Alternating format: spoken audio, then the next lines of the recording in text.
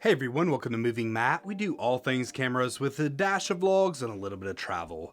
And today I'm going to be going over the top 5 most likely Canon cameras coming in 2022. So I'm going to be basing this list off of all the different rumors that we heard, also what seems like the natural progression of where Canon seems to be going, and kind of what we're due for. Also just kind of my personal opinion. Now, quick disclaimer, with the chip shortages, pretty much everything is always in flux, so it kind of makes it really hard to speculate, but I always find it fun, so let's get into it.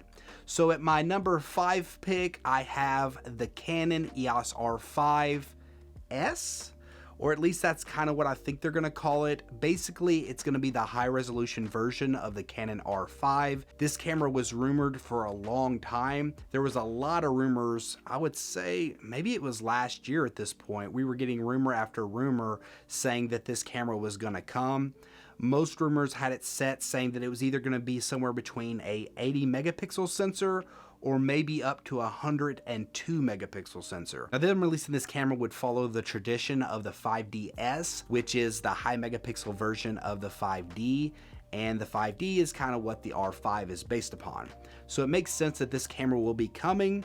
Will it be coming in 2022? Well, that's kind of harder to say. Basically, the chip shortage, like I said prior, it's pretty much delaying or even canceling a lot of camera companies' plans. But if the Sony a7R5, which is Sony's high resolution camera, is going to be coming out in 2022, then it makes sense for Canon to bring out theirs as well. And that's why it makes my number 5 spot.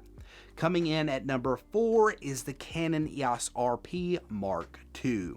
So the RP is Canon's budget full frame camera. Last I checked, it was right around $899 with the holiday specials. So it is definitely very budget, especially for a full frame camera. Now, originally Canon was saying that they were not going to be releasing follow-ups to the Canon EOS R or the Canon EOS RP, but it seems like something that is at least going to be a spiritual successor is going to be coming out. So I'm not sure what they're going to call it, but apparently the Canon EOS RP did really well because we've had rumor after rumor that there's going to be another one coming. So that is why it makes my number 4 spot for the most likely cameras coming in 2022. Now, coming in number 3 is the Canon EOS R7. The Canon EOS R7 will be Canon's flagship APS-C camera. We've heard it now as a CR3 from Canon rumors, saying that there is definitely going to be an APS-C camera coming in 2022. So we don't know for sure if it's going to be the R7 or if it's possibly going to be a different APS-C camera. But there was also a prior rumor that was a CR2 coming from Canon rumors, which also means that was a really good source, saying that Canon developed a new BSI APS-C sensor, which makes me think that more than likely, if it's going to be a new sensor, that they would put in their more high-end flagship APS-C cameras to be able to recoup some of that R&D cost. Also, the R7 seems like it's really going to have a great place in the marketplace. A lot of people, great place in the marketplace, sounds kind of cool. A lot of people seem to be very interested in an APS-C R7 camera. Definitely wildlife photographers and even some of the sports photographers really seem like they're very interested in it. Anytime I make a video, anything about the R7, it seems to get a lot of buzz, and I'm not a really big channel, so it definitely makes me think it's the R7 that is the big draw, and that's why it's my number 3. Now, coming in at number 2 is the Canon EOS R1. So the Canon EOS R1 will essentially be like the flagship of flagships. It will sit above where the R3 is right now. We've heard about it for a long time. It has essentially been confirmed by Canon that is going to be coming, but the only question is, will it be coming in 2022? Now, at first, I was even thinking about dropping this camera down to like number 5 or number 4, and I was thinking, this camera might not even be coming in 2022. It doesn't necessarily feel like the R3 has been out long enough for them to be able to bring in an R1, and that kind of makes me feel like an R1 at this point wouldn't be 100% necessary, especially considering that the Olympics that is going to be coming out in the Winter Olympics doesn't seem like there's going to be enough time for them to release a new flagship R1 for that event. So I was just wondering, I was like, well, why would they be bringing out a flagship top of the line sports camera later in 2022?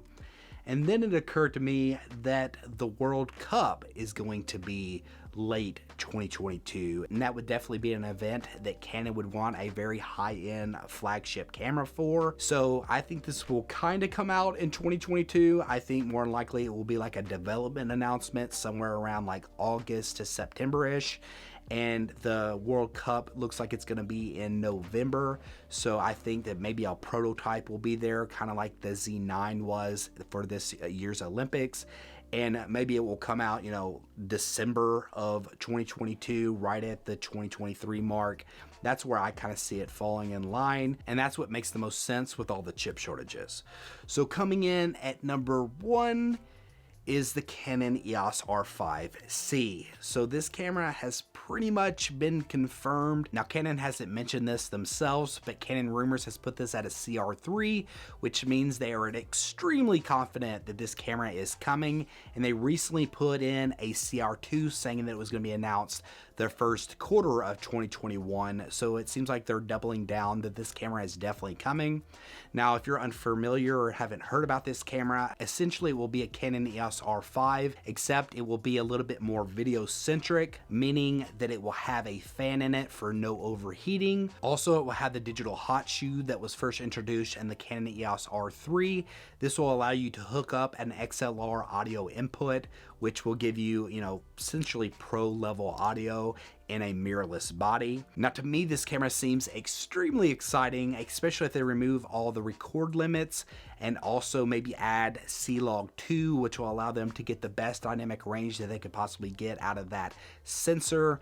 So I am definitely very excited about it. I'm going to be keeping my eye on it. Not sure I'll be able to afford it, but hey, if you'd like to help me afford it, then consider subscribing. And if you've liked this video, be sure to give it a thumbs up and drop in the comment section below and let me know, do you think that my list seems to match up, or maybe do you have a completely different list? Let me know in the comments below, and until next time, peace.